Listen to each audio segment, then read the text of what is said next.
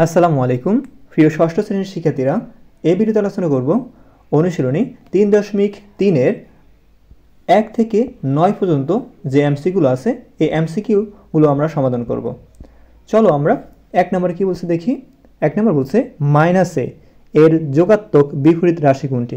দেখো প্রিয় শিক্ষার্থীরা, -a এর যোগাত্মক কি বলছে, যোগাত্মক বিপরীত রাশি হলো ফেলাসে। কি বলতো, ফেলাসে।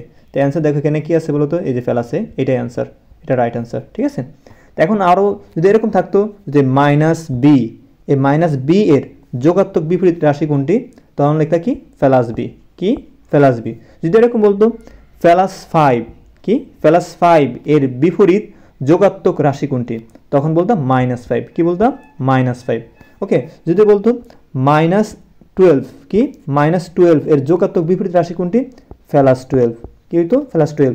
তো তোমাদের কাছে একটা প্রশ্ন, এটা কমেন্টে লিখবা যে এক্স মানে শুধু এক্স মানে ফেলাস এক্স, এই ফেলাস এক্স এর যোগাত্মক বিপরীত রাশি কোনটা হবে, এটা কমেন্টে লিখবা। ঠিক আছে, এটা তোমাদের কাছে প্রশ্ন রইল।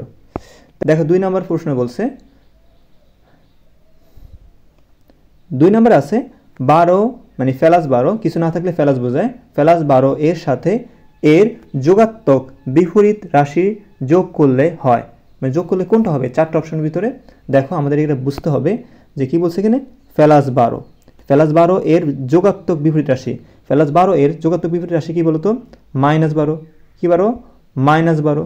তো এখানে দেখো তারপর একটা কথা বলছে, সংখ্যা মানে যোগাত্মক বিপরীত সংখ্যা যোগ করলে, কি করলে, যোগ করতে বলছে, মানে 12 এর সাথে, মানে তুমি এই 12 এর সাথে কি যোগ করবা, যোগ করতে বলছে, সেজন্য যোগ লিখবা। 12 এর সাথে কি যোগ, যোগাত্মক বিপরীত রাশি যোগ। তো যোগাত্মক বিপরীত রাশি মানে এই 12 এর যোগাত্মক রাশি হলো -12। ঠিক আছে, তো এই দুটো কি করতে হবে, যোগ করতে হবে। এখন দেখো এখানে আমরা ফেলাস দেখতেছি, এখানে মাইনাস দেখতেছি, দুটোটা প্রক্রিয়া চিহ্ন একসাথে লেখা যায় না, তো সেজন্য এখানে ব্র্যাকেট দিতে হবে। তো সমান সমান লিখলাম, এই 12 হবে, এই ফেলাস এবং মাইনাস গুণ করলে হয় মাইনাস, ফেলাসে মাইনাসে গুণ করলে মাইনাস হয়। আর এই 12 দেখো 12 থেকে 12 গেলে কী থাকে বলো তো, 0। 12 থেকে 12 বাদ দিলে কী থাকে বলো তো, 0। তো অ্যান্সার হবে গ নাম্বার। যারা ভাবছো যে খ নাম্বার আনসার হবে, তারা ভুল ভাবছো, খ নাম্বার হবে না। ঠিক আছে, এখানে বলছে যোগ করতে বলছে। ঠিক আছে, তো এখানে হবে গ নাম্বার আনসার, মানে 0। তারপরে দেখো 3 নাম্বার প্রশ্ন, গড়, এটা কি খালি গড়, -15 ইকুয়াল -10, এই যে খালি গড় চিহ্নিত স্থানের সংখ্যা কত, মানে খালি গড়ে কত সংখ্যা বসবে সেটা বলছে। তো এখন দেখো এখানে আমরা এটা নির্ণয় করব। তো এখানে দেখো সমান সমান থাকলে কি, আমরা এই যে আমরা একটা গড় আঁকলাম, মনে করো এই গড়, ঠিক আছে, -15 লিখলাম, তারপরে ইকুয়াল -10। ঠিক আছে, তো আমরা এই গড়ের মান নির্ণয় করতে বলছে, যেটার মান নির্ণয় করতে হয় সেটা সবসময় বাম পাশে রাখবো তোমরা। ঠিক আছে, তো আমরা এই গড় মান নির্ণয় করবো, সেজন্য গড় আমরা বাম পাশে রাখলাম, এই সমান সমান দিব। ঠিক আছে, দেখো এখানে কি আছে, -10, আমরা কি লিখবো, -10 লিখবো। আর এখান থেকে যে -15, এই -15 অপর পাশে চলে গেলে +15 হয়ে যাবে। ঠিক আছে, তো -15 অপর পাশে গেলে +15 হয়ে যাবে, সমান অপর পাশে গেলে +15 হয়ে যাবে, মানে চিহ্ন পরিবর্তন হয়ে যাবে, কি +15। ওকে, এখন দেখো এই গড়ের গড় আমরা লিখবো, গড়ের মান নির্ণয় করতে বলছে, সেজন্য সমান সমান দিব। দেখো এখানে +15, কি +15 মানে +15 থেকে 10 বাদ দিতে হবে, -10 বাদ দিতে হবে। দেখো এখানে +15 মানে 15টা প্লাস 10টা মাইনাস, কে বেশি বড়, ফেলাস মান সবচেয়ে বেশি বড়। তো কত বড়, 5 বড়, কারণ 15 থেকে 10 বাদ দিলে কত থাকে, 5 থাকে, মানে 5। অ্যান্সার কি বলো তো 5। তুমি তো মাইনাস, এই দেখো +15 মান বেশি আর -10 এর মান কম। দেখো 15 থেকে আমরা 10 বাদ দিলে থাকে 5। এটা হচ্ছে তোমার এই ঘরে কি অ্যান্সার হবে, 5 হবে। দেখি আমরা 5 কোথায় আছে, দেখি আমরা দেখি, এই যে 5 এখানে আছে, এটা অ্যান্সার, গ নাম্বারটা অ্যান্সার হবে। ঠিক আছে, আশা করি বুঝতে পেরেছো। নিচের তথ্য আলোকে 4 ও 5 নং প্রশ্নের উত্তর দাও। মানে নিচের তথ্য আলোকে 4 এবং 5 নং উত্তর দিতে হবে আমাদের। তো আমরা দেখি প্রশ্ন কী ছিল, -7, -8, -9 তিনটি পূর্ণ সংখ্যা, মানে হলো -7, -8, -9 তিনটি কী সংখ্যা, পূর্ণ সংখ্যা। 4 নম্বর বলছে প্রথম সংখ্যার সাথে, মানে প্রথম সংখ্যা কোনটা, এটা দ্বিতীয় সংখ্যা, এটা তৃতীয় সংখ্যা, এটা তাই না, প্রথম সংখ্যার সাথে দ্বিতীয় সংখ্যার যোগাত্মক বিপরীত সংখ্যার যোগ করলে হয়। তো আমরা একটু করে করি, প্রথম সংখ্যার সাথে, প্রথম সংখ্যা কোনটা, প্রথম সংখ্যা হলো এটা, প্রথম সংখ্যার সাথে কি বলছে, প্রথম সংখ্যার সাথে দ্বিতীয় সংখ্যার যোগাত্মক। তো আমরা লিখি প্রথম সংখ্যা কি, প্রথম সংখ্যা হলো -7, ঠিক আছে। তারপর কি বলছে দ্বিতীয় সংখ্যার, কি বলছে দ্বিতীয় সংখ্যার যোগাত্মক বিপরীত, দ্বিতীয় সংখ্যা কি -8, তো আমরা কি লিখবো -8 থাকলে কি ফেলাসেট হয়ে যাব, তো এখানে কি ফেলাসেট, হ্যাঁ তো ফেলাসেট হবে -8 এর বিপরীত যোগাত্মক বিপরীত রাশি হলো ফেলাসেট, এটা মনে রাখবা। কি বলছে যে বিপরীত সংখ্যা যোগ করলে, কি যোগ করতে বলছে সেজন্য আমরা এখানে যোগ লিখবো, ঠিক আছে। আমাদের আবার বলি প্রথম সংখ্যার সাথে, প্রথম সংখ্যা কি -7 লেখা হলো, দ্বিতীয় সংখ্যার যোগাত্মক, দ্বিতীয় সংখ্যার যোগাত্মক মানে কি -8 আছে, -8 থাকলে ফেলাসেট হবে। কি বলছে বিপরীত সংখ্যা যোগ করলে, তো যোগ করতে বলছে সেজন্য যোগ লিখলাম, বিয়োগ করতে বললে বিয়োগ লিখতাম, যোগ করতে বলছে সেজন্য যোগ লিখবো। আর এখানে কি আছে -8 এর বিপরীত সংখ্যা হলো ফেলাসেট, এখানে ফেলাস দেওয়ার প্রয়োজন না, শুধু 8 দিলে হবে। ওকে, এখন দেখো অ্যান্সার কি হবে, ফেলাস 8 মান বড় না -7 মান বড় বলো তো, অবশ্যই ফেলাসের মান বড়, কারণ এখানে 8টা ফেলাস, এখানে 7টা মাইনাস, তো 8টা ফেলাস থেকে 7টা মাইনাস যদি বাদ দাও একটা থাকবে, মানে ফেলাস একটা থাকবে, অ্যান্সার কী হবে বলো তো 1 হবে, অ্যান্সার কী হবে বলো তো এই 1 গ নাম্বার অ্যান্সার হবে, ঠিক আছে। আশা করি বুঝতে পেরেছো তোমরা। প্রথম এবং তৃতীয় সংখ্যার যোগাত্মক, দেখো প্রথম কোনটা -7 আর দ্বিতীয় কোনটা -8, ঠিক আছে। তো আমরা লিখি এখানে তৃতীয় হলো -9, তো প্রথম ও তৃতীয় সংখ্যার যোগাত্মক বিপরীত, তো প্রথম ও তৃতীয় যোগাত্মক বিপরীত সংখ্যা, তো প্রথম -7, এই -7 এর যোগাত্মক কী বলতো ফেলাস 7, আচ্ছা ফেলাস 7 লিখলাম। তারপর কি বলছে তৃতীয় সংখ্যা কি -9, এই -9 এর যোগাত্মক বিপরীত সংখ্যা কী হবে ফেলাস 9, তো মানে ফেলাস 9, কিছু না দিলে ফেলাসই বোঝায়।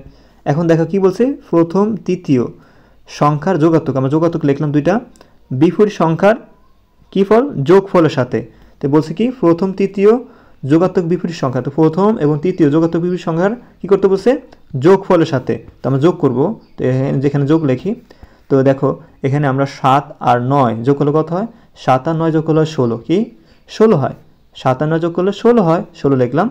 তা কী বলছে যোগফলের সাথে, যোগ করলে কত পেলাম 16 পাইলাম, 16 এর সাথে দ্বিতীয় সংখ্যার যোগ করলে, মানে দ্বিতীয় সংখ্যা কত আমাদের কী বলছে দ্বিতীয় সংখ্যার যোগ করলে, দ্বিতীয় সংখ্যা কত দেখো তো, দ্বিতীয় সংখ্যা হলো -8, দ্বিতীয় সংখ্যা কী বলো তো -8, দ্বিতীয় সংখ্যার তোমার বলে না যে দ্বিতীয় সংখ্যার যোগাত্মক বিপরীত বলো করো, এটা বলে না, যোগাত্মক বিপরীত করতে বলে না, বলছে দ্বিতীয় সংখ্যাকে কী করো বিয়োগ করো, যোগ করো, দ্বিতীয় সংখ্যা কী করো যোগ করলে যোগফল a আসবে।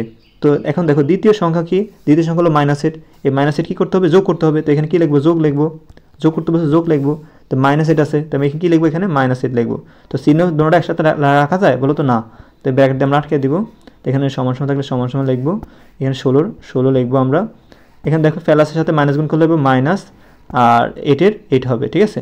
এখন দেখো 16 থেকে 8 গেলে থাকে কত বলো তো, এখানে দেখো ফেলাস 16 আর -8, তো ফেলাস 16 সবচেয়ে বড়, তো ফেলাস 16 থেকে 8 বাদ দিলে কত থাকে ফেলাস 8 থাকে, তো অ্যান্সার 8 কোথায় আছে দেখো তো, ও এখানে তো অ্যান্সার 8 নাই, কিন্তু এখানে বলছে আমরা কি মান পাইছি এর মান নির্ণয় করতে বলছে, তো এই দেখো এই হলে, তো এই যে আমরা এর মান নির্ণয় করছি, এর মান কী পেয়েছি বলো তো 8 পেয়েছি। এখন দেখো এখানে এর চিহ্ন আছে, তো আমরা এগুলো মুছে দিই, আমরা এর মান 8 পেয়েছি এটা মনে রাখবো তোমরা, আমি একটু কেটে দিই আবার দেখি, এখানে দেখো এই চিহ্ন আছে, এই যে এই চিহ্নটা যেদিকে থাকবে, এই চিহ্নটা যেদিকে থাকবে, এই যে এই মুখটা যেদিকে থাকবে সেটা বড়, আর এই পিছনটা হলো কি ছোটো, ঠিক আছে, এই মুখটা যেদিকে থাকবে সেটা সেই সংখ্যাটা বড়, আর এই পিছনের সংখ্যাটা কি ছোট। দেখো এখানে এ সমান কি আমরা 8 পেয়েছি না, এখানে যদি 8 লিখি আমরা মনে করো 8, হ্যাঁ এখানে এ সমান 8, এখানে এ সমান 8, এখানে এ সমান 8 লিখি। এখন দেখো মাইনাস মান সবসময় ছোটো হয়, মাইনাস মান সবসময় কী হয় বলো তো ছোটো হয়, ফেলাস থেকে ছোটো হয়। দেখো -15 বড়, এ ছোটো মানে 8 ছোটো, -15 বড় না 8 বড় বলো তো, ফেলাস 8 বড়, অবশ্যই ফেলাস 8 বড়, সেখানে এটা হবে না, এ হবে মানে ক হবে না। দেখো এখানে খ নম্বর বলছে যে 8, যদি আমি এই সমস্যা 8 ধরি, তো ফেলাস 8 বড় মানে 90, -90 ছোটো, অবশ্যই মাইনাসের মান যত বড় হোক না কেন সে ছোটোই থাকবে। দেখো এখানে ফেলাস 8 সবচেয়ে বড়, কারণ কি আর -90 সবচেয়ে ছোটো, ঠিক আছে, তো 90 থেকে ফেলাস 8 বড় এটা বুঝেছে। দেখো এই বড়র মান কিন্তু এই যে বড় চিহ্ন কিন্তু এর দিকে আছে, তো 8 বড় 90 -90 কি ছোটো, মানে অ্যান্সার ক্ষয় হবে। দেখো গ নাম্বার হবে কিনা আমরা দেখি, তাও দেখো 90 97 ফেলাস আছে, 8 আছে তোমার ফেলাসে, তাও ফেলাসে, দেখো 97 এটা ফেলাসে, 8ও ফেলাসে, তো 8এর দিকে মুখ দিছে মানে হলো তোমার 8 বড় আর 97 ছোটো, এটা হবে না, কারণ এখানে 97 বড়, মুখটা এদিকে দেওয়া দরকার ছিল, এদিক থাকলে অ্যান্সার এটা হইতো, কিন্তু এটা হবে না, কারণ কি মুখ দিছে 8-এর দিকে, এখানে এটা 8 বড় বুঝাইছে, কিন্তু 8 বড় হবে না, এখানে 97 বড়। দেখো এখানে 97 মাইনাস আছে, এখানে এ 8 আছে, এ সমান 8, তো 8 বড় আর কি 97 ছোট, কিন্তু এখানে 97 মাইনাস 97 বড় দিছে, 8 ছোট দিছে, এটাও হবে না। তো অ্যান্সার হবে তোমার খ। তারপরে দেখো ফির শিক্ষার্থীরা 6 নম্বর অঙ্কে দেখো a সমান 45 মাইনাস 12।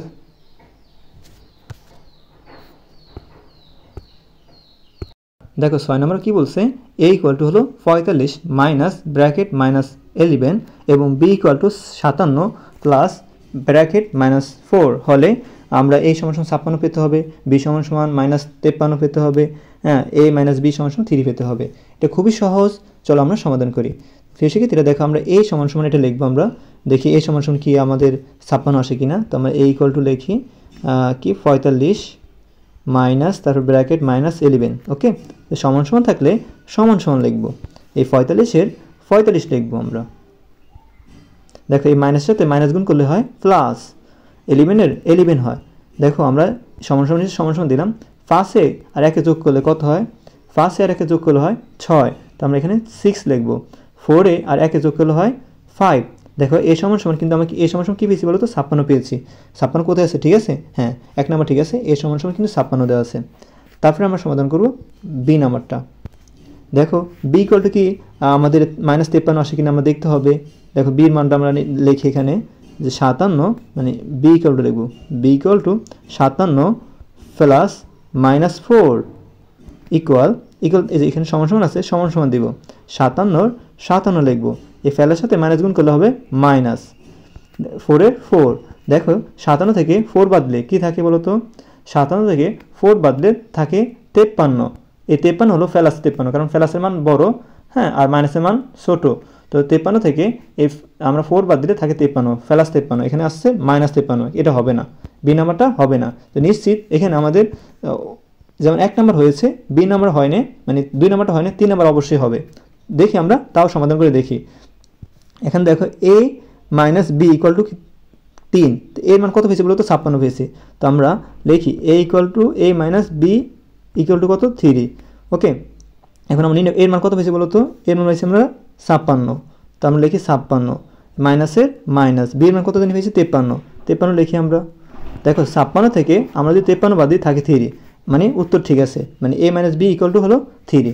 তো আমাদের এখানে আনসার হবে, দেখো তো এখানে 1 ও 2 কোনটা আছে, 1 হইতেছে 3 হইতেছে, তো 1 আর 3 কোথায় আছে, খতে আছে, মানে হলো খ নাম্বার উত্তর 1 ও 3, 2 নাম্বারটা হবে না, ঠিক আছে। দেখো 7 নম্বর অঙ্কে আমরা একটা রেখা দেখতেছি, রেখাংশ দেখতেছি। দেখো রেখাংশ 0 থেকে শুরু হয়েছে, 0 1 2 3 4, এগুলো ফেলাস চিহ্ন, এগুলোকে বলা হয় অঋণাত্মক পূর্ণ সংখ্যা। আর 0 না থাকতো, 1 2 3 4 থাকতো, এগুলোকে বলা হয় ঋণাত্মক সংখ্যা। তো আমরা বলতে পারি অঋণাত্মক পূর্ণ সংখ্যা বলতে পারি এগুলো। 0 সহ সকল ধনাত্মক চিহ্নকে অঋণাত্মক পূর্ণ সংখ্যা বলা হয়, এটা মনে রাখবা। আর যদি এখানে 0 -1 -2 বলা হতো তো অধনাত্মক পূর্ণ সংখ্যা হতো। তো এখানে ফেলাস যেমন আছে, তো অঋণাত্মক পূর্ণ সংখ্যা। চিত্রের চিহ্নিত অংশে আছে অঋণাত্মক পূর্ণ সংখ্যা, অবশ্যই এটা কারেক্ট, অঋণাত্মক পূর্ণ সংখ্যা আমি তোমাদের বলছিলাম। তো এটাকে বলা অঋণাত্মক পূর্ণ সংখ্যা। আর যদি শূন্য না থাকতো তাহলে ধনাত্মক সংখ্যা হতো, শূন্য থাকার কারণে অঋণাত্মক পূর্ণ সংখ্যা হয়ে গেল।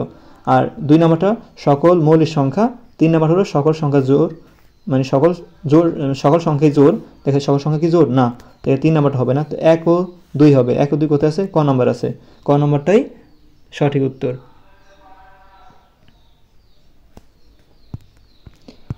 তারপরে দেখো আমরা এটা উদ্দীপক দেখতেছি যে নিচের তথ্য আলোকে 8 ও 9 নং প্রশ্নের উত্তর দাও। চিত্র দেখতেছি আমরা, একটা সিঁড়ি দেখতেছি, দাপ দাপ থাপ দাপ করে আমরা উঠতেছি উপরের দিকে। দেখো এটা হচ্ছে বাড়ির ছাদ, ওকে। এটা হচ্ছে সমতল মেজো, দেখো এটা শূন্য দেওয়া আছে, এটাকে বলা হয় অঋণাত্মক পূর্ণ সংখ্যা, ঠিক আছে।